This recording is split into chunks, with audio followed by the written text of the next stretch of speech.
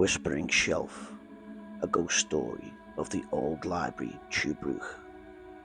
They say silence lives in old libraries, but in Tuebrook silence watches, hidden behind the grand facade of Green Lane's old library in Tuebrook. A place once built to enlighten minds has become a hotspot for shadows, whispers, and books that move by unseen hands.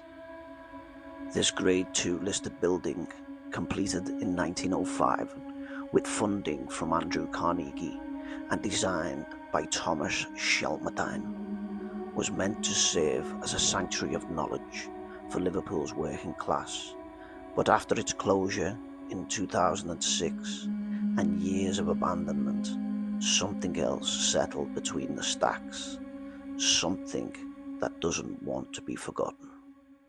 The Vanishing of Thomas Greaves. In 1924, 9-year-old Thomas Greaves walked into the Tuebrook Library on Green Lane to return a borrowed copy of Grimm's fairy tales. He was never seen again.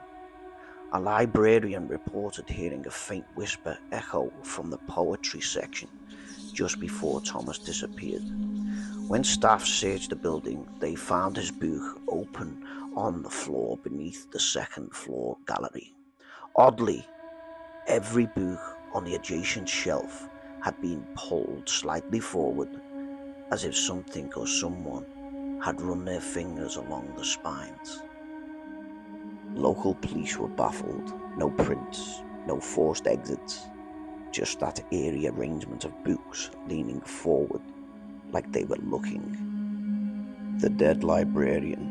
In 1931, Edith Wren, a soft-spoken librarian, was found dead in the basement archive room. Her body was slumped in a wooden chair, hands neatly folded, but her face was frozen in an expression of silence or terror. Surrounding her were books, children's novels, histories, poetry, all stacked in what appeared to be a spiral formation. One book, Tale of Two Cities, was open on her lap. Staff said she had recently complained of the books moving from shelves overnight, always returning upside down or backwards, titles rearranged. Her final diary entry read, "They keep changing the order, I fix it, and by morning it's back. I think they're trying to say something."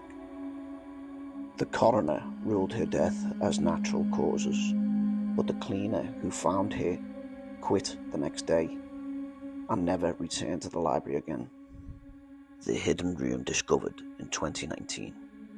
Fast forward to the 2019 restoration project.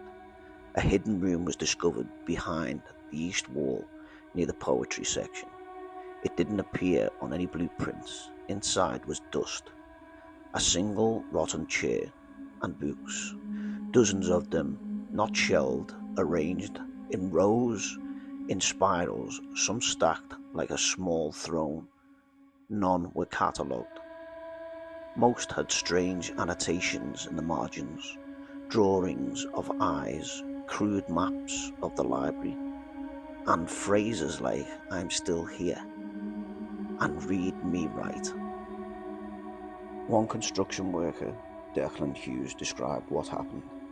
"We were clearing rubble when an old book slid off the shelf on its own. No one near it, landed spine up like it was trying to stay open. It was some weird folklore collection. I took one step closer and another fell off, then another. I legged it, felt like it was building towards something." He refused to return after that day. The police report, 2007. In 2007, PC Stephen Malloy responded to the call of a neighbour who'd seen torchlight in the abandoned building. "It was silent, too silent.